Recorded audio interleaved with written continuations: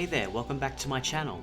Today I'll be showing you how I made the Bherna house from Monster Hunter Generations.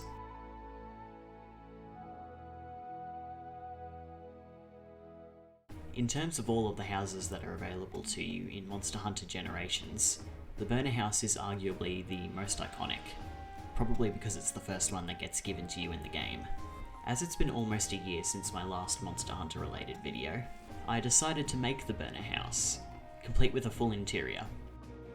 Totally didn't end up regretting that decision, considering this video is several months late.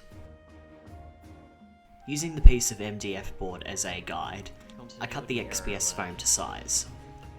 Yeah, this footage is from months ago. In fact, a good 80% of this video is footage from months ago.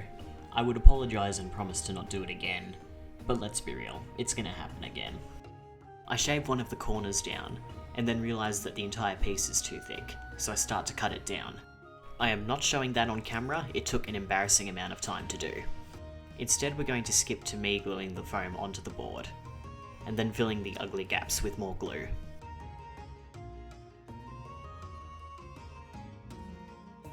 The house starts off as a piece of foam core that gets cardboard wrapped around its perimeter. I used 2 pieces of cardboard to make the walls, just because at the time I was worried about it being unstable, and because I didn't want everyone to see what sort of cereal my family eats. I made the chimney by cutting a toilet roll in half, gluing one half to the outside of the house, and then cutting the other side to size before gluing that to the inside of the house. The excess toilet roll is then carved away, and then filled with hot glue to help secure it. The house gets a ring of bricks along the top of it. This will give the roof something to rest on once the house is complete. The roof was more of the same, just pieces of cardboard glued into a ring ever so slightly smaller than the diameter of the house.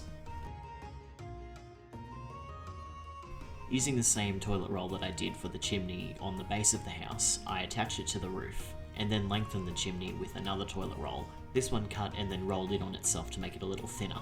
This too is glued to the roof, and also receives some bricks for extra detail. I cut some skewers into lengths and then start to glue them to the roof. These will become the beams that hold up the rafters. This step alone went a long way in making the roof feel more stable. Before it felt like it could fall apart if I even looked at it wrong. Off camera, I added a cobblestone texture to the floor of the house using a pencil, and I also drew out a rough sketch of where I wanted all of the furniture to go. This sketch was useful in figuring out where the doorways would go, as well as the windows for the house and the roof. Once that was finished, the entire house was then glued down to the base. To make the bricks, I cut up some strips of foam and then cut those strips into smaller bricks. They then all get tossed into a container full of rocks, which gets shaken around. This helps weather them without actually doing any real work. The outside walls are then lined with these lumpy misshapen bricks.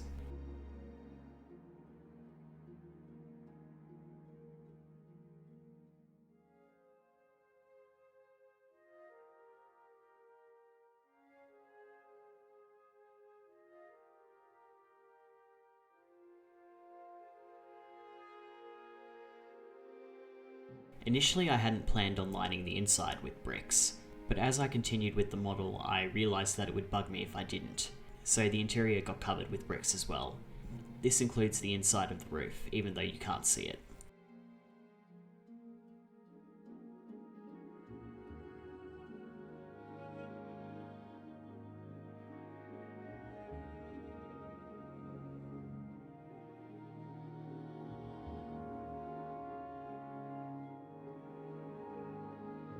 Once dry, all of the bricks get a thick layer of modelling paste, which is then stippled to help it look more like stone. Then the entire model gets primed black. The roof beams get a light brown, and the entire house, both the interior and the exterior, get a light grey to start with. This game has a very bright and colourful colour palette, so I tried to keep that in mind while I painted this model. A lighter grey is then sponged onto the bricks, followed by a very watered down black wash. The bricks are then finished off with a white dry brush. The topmost layer of bricks get a muddy brown, and then I start painting in the various details around the model in white, with a couple of blue accents here and there.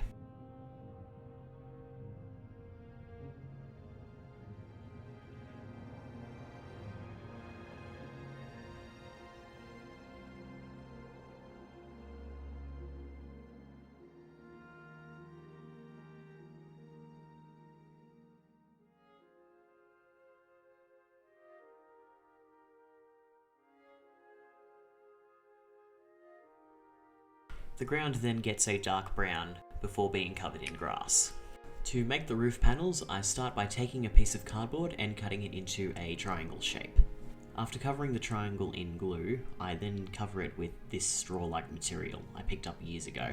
I cover one side of the triangle completely and then the other side partially, each side being the interior and exterior respectively. Each side then gets stained various shades of brown. I repeated this process multiple times until I had enough panels. I then glue these panels to the roof. To cover up the fact that it's just cardboard underneath, I take some large paddle pop sticks, stain them dark brown, then give them a light brown dry brush and then cut them to size. These then get glued to the roof, covering up all the cardboard. I intentionally left the very top bare, simply because it would be too much of a hassle to cover it with the sticks.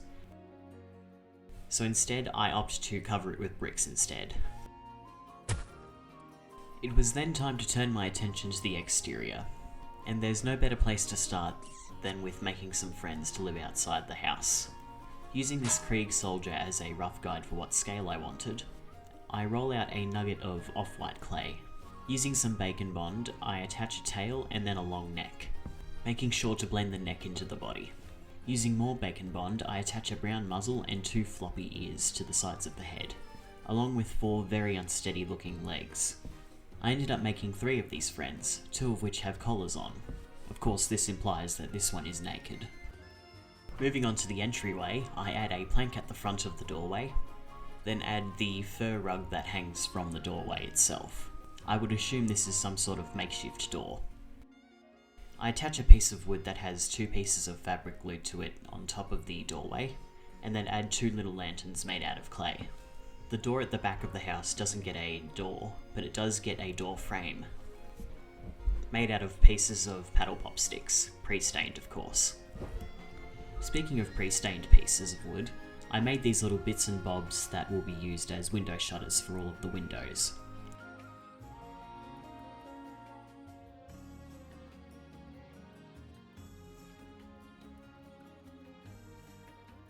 Next was the porch that's on the side of the building. I start by putting down the stilts, then the beams, then the planks. This was then followed by the roof. I then started to move around the model and put in the various other details.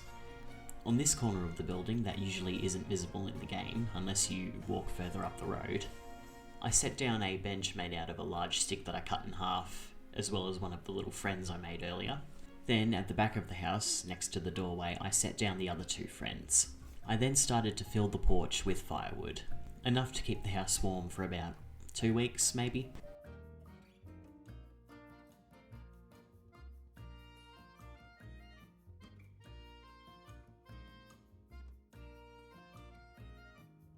The remaining empty spaces in front of the house and on the porch were filled by boxes and barrels, made out of clay.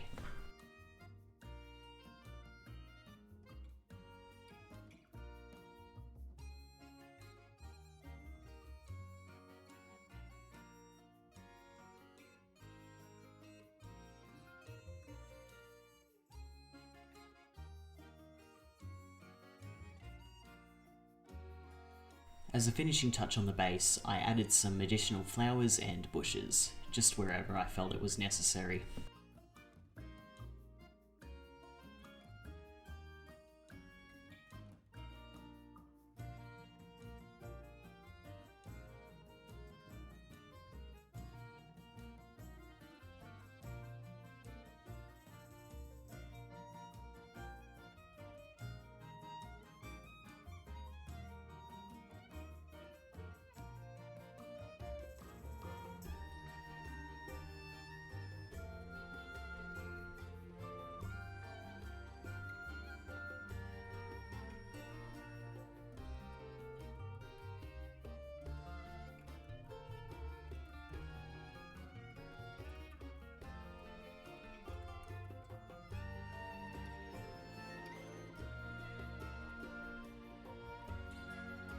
The finishing touch was the weather vane on top of the roof, which I made out of cardboard, painted it black, then silver, then stuck onto the roof.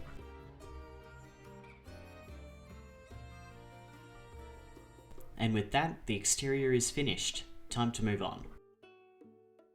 Time for the interior details. I take a piece of cardboard and a piece of colourful fabric and glue the two together. Then glue that to another piece of cardboard. I then glue pre-stained pieces of balsa wood to these sides, making sure that one side is bigger than the rest. This becomes a very simple bed frame with a mattress. To make a pillow, I take a scrap piece of wood and glue some more fabric to it, making a very sturdy looking pillow. As I've mentioned in a previous video, I can't keep a schedule to save my life, so some of the clay bits that were used in that video now make an appearance in this video, as this was the project that they were initially intended for. I made various things, such as cheese, bread, various vegetables of some sort, as well as barrels, crates, books, a chest, a pot, and the massive horn that goes on top of the bed. For the various beams that can be found around the interior of the house, I whittle down some skewers and then stain them brown.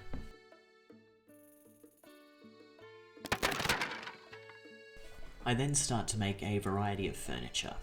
Shelves, benches, tables, you name it, I made it.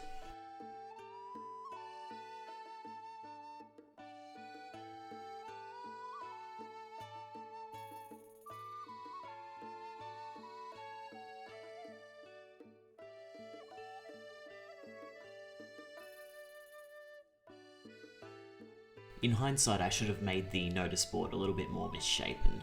The rest of the house is pretty lumpy, so ideally I would have made the notice board to match. The pot gets a lid and then a silver dry brush, and the chest gets various details, first in black and then in silver. Then it gets filled with the gold pieces, because I was not going to try and make weapons and armour on this scale. At last, it's time for assembly. I start by stabbing in the supports for the walls of the house.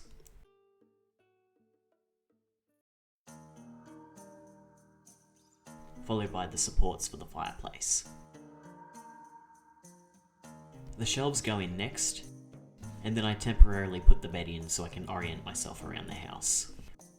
With that, it's time for the first round of details.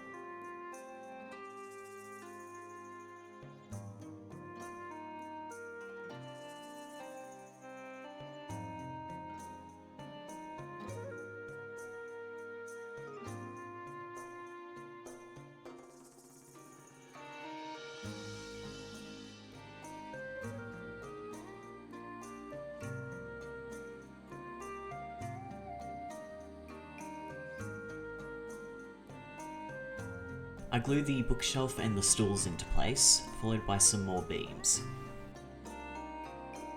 This is then followed by the bench and the notice board. And then it's time for the second round of details.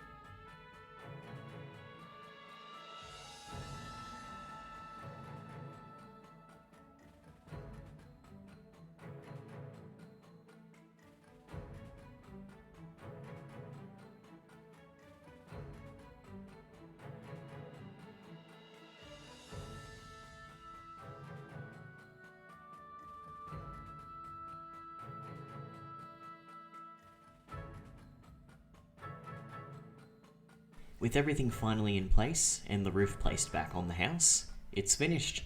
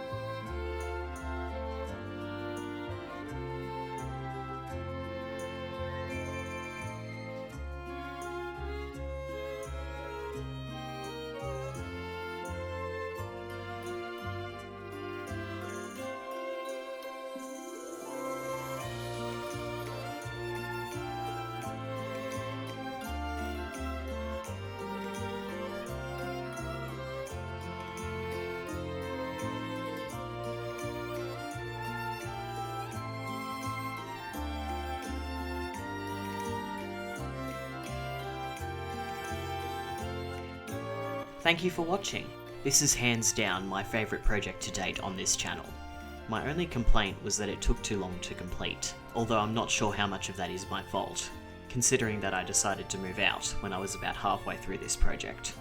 I knew this would result in me ultimately pushing this video back. I just didn't think it would be for several months. Regardless, it's finished now, so who cares really. I hope you all enjoyed this video, and I'll see you all in the next one. Until then, have a good one.